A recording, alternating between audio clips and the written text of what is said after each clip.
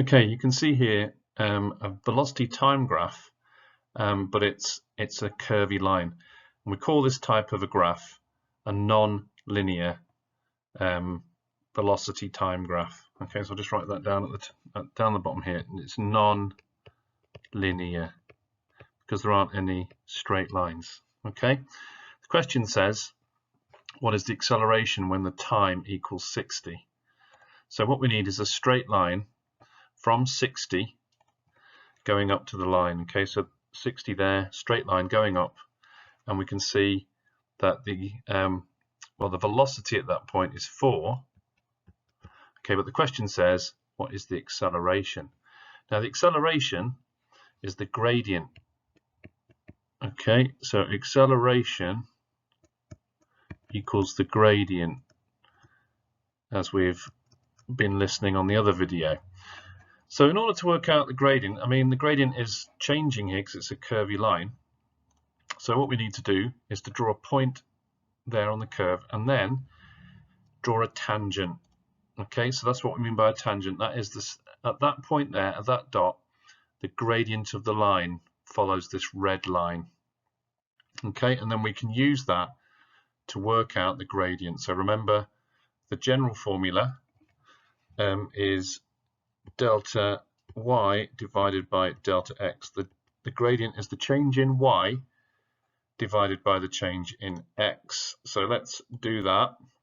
Let's draw these grid lines on, and then we can work out the change in x at the bottom here. So x goes from 0 to 104, and y goes from 1.5 up to 6. So if we put that into our equation, gradient equals the change in y, which is 4.5, divided by the change in x, and that gives us an acceleration of 0.042 meters per second squared.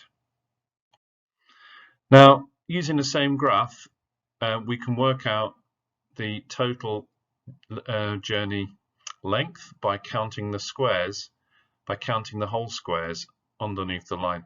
So that's already done here in yellow. Okay, and for example here, we're not going to include that little bit in there because that area there is less than half a square, so ignore that.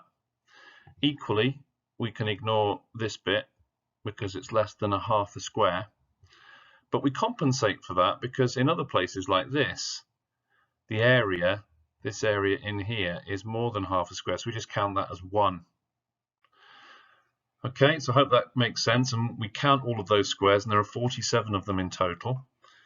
Right, but before we do that, we need to know, what does the area of one square represent? Well, one square is 20 seconds, because that's 3 squares are 60. So one square is 20 seconds, and 1 meter per second there. So multiply 1 times 20, and we get the area of one square. 1 times 20 is 20 meters. There's 47 squares, so 47 times 20 is 940 meters. The estimated journey length is 940 meters. To work out the average speed, we go the total distance divided by the total time. So that's 940, just work that out, and the total time is here. So that gives us an average speed of 3.92 meters per second. Okay, you might want to replay the video and just to make sure that you understand how to do this.